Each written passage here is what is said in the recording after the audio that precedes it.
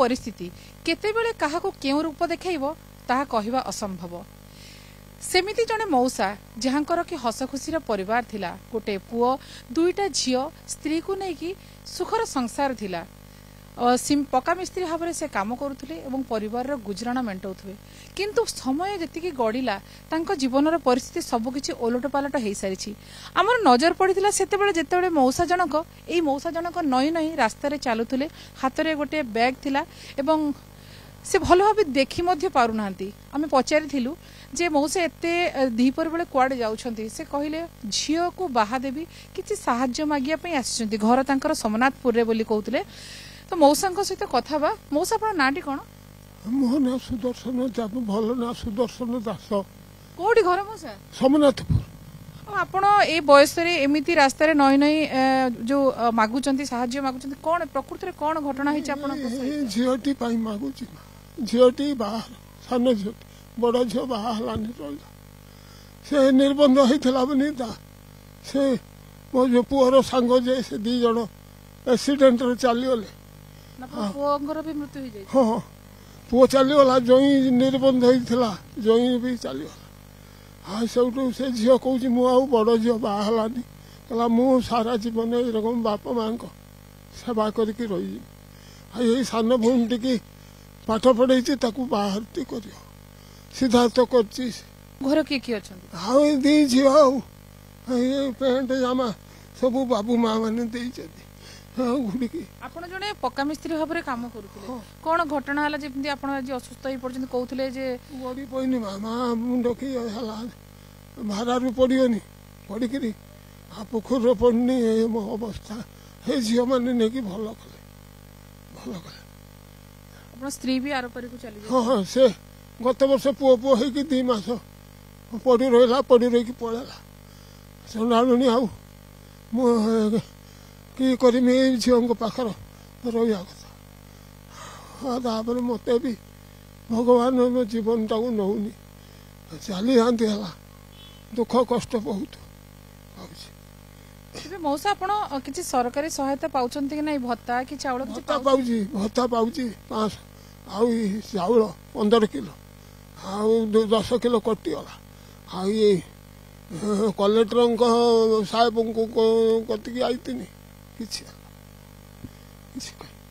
दरखास्त देखिए आपण कहते जो गत वर्षा पवन रे आपन को घरटे भी भांगी जाई छी, कहीं घर आपन को आवास योजना रे एते घर मिलुछ, आपन को घर भी मिलिनी? हां नखी त नहीं जनी कहीं घर कहीं नखी नहीं होजनी जे इंदिरा आवास मिलियो कोई के।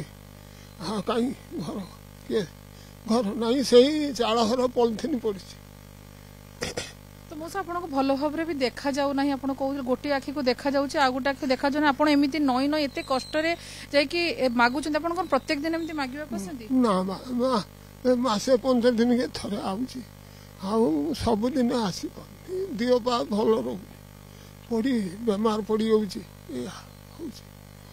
कौन कहे मौसा आपन को तो अन्य माने जहां को साहाय्य मागुछंती अल्प बहुत साहाय्य करूछंती, एते भी आपन सरकार को कौन कहबा चाहबे? सरकार किसी मागुनी, मु खटिकी खा, मु सरकारी धन किसी करनी, मु जमी दी करथिनी खटिकी बिकिदेनी, से पुओ सकाशे बिकिदेनी। कहला बापा एत पैसा देलनी आउ किसी मत पैसा दे, मु झील बाहर करदेमी आउ घर करदेमी जमी कि कहीकि जाइछि भवानीपुर से बाटी जाइकी राजस्थान चली आउ। आपण कहते कष्ट करी पुओ झील को पाठ पढ़े, भल पाठ पढ़ुले, कौन कौन सब पाठ पढ़ुले पुओ झील? कौन पुओ कस्टिंग फकीरी मोहन पढ़ी कस्टिंग कर पास कर इंटरव्यू देते जाइला। ये झील बड़ झील आउ पढ़लानी, बे पड़ी रही आ सानुटा आसी पड़ी। एबे से माने कौन करूछंती? ट्यूशन कर ट्यूशन छुआ को ट्यूशन कर बड़ लोक बाबू हर छुआ सब से भी साहाय्य कर भल मंद राति अधर से साहाय्य कर तथापि मौसा आम आपण को जाना चाहिए सरकार आम जेहेतु आपण को आम देखा न्यूज माध्यम आपण को कथा सामना को आने चेष्टा करूँ तो आप सरकार को किसी कहना चाहिए जे आप असुविधा अच्छा कारण नेता मैंने जाऊँच भोट मागुंट समस्ते जाऊे तेज आपंकर जो एत असुविधा भितर कहीं कौन के शुणुना कहीं कौन कह चाहिए मुझे घर करमी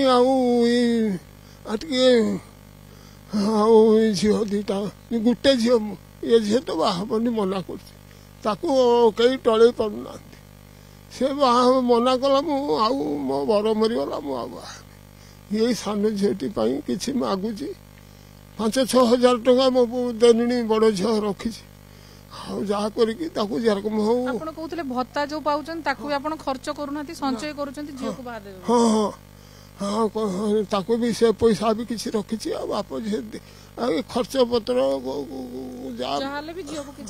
हाँ निहाती मौसा जो कहते ये हूँ अनेकंकर कहानी जो भली भाव में घरे जिते बड़े बढ़िला झीटे अच्छी झीटा को बाहा देवे जी सक्षम जहाँ हेले भी बापा मन माँ नथिले भी झील को जमी हेले खाली हाथ तो विदा करेंगे ना से कष्ट कर नई नई हेले भी से लोकों को साहाय्य मागुंट किए 10 टंका दौची तो किए 50 टंका किए कौन टे सहायता राशि दे दौची से हिसाब से मौसा घर को घर जाऊँच थरे अधे आसुँच सबुदिन आसती ना तेबे अनेक योजना रही अनेक योजनार मौसा बाद पड़ी किंतु ये हूँ निराट सत कथा जे परिस्थितिर दास जो भाव मनीष से भाव में परिस्थितिर दास पलटि जाइछंती एही मौसा। बालेश्वर कैमरा पर्सन चित्तरंजन सहित सुमना परिड़ा, कनक न्यूज।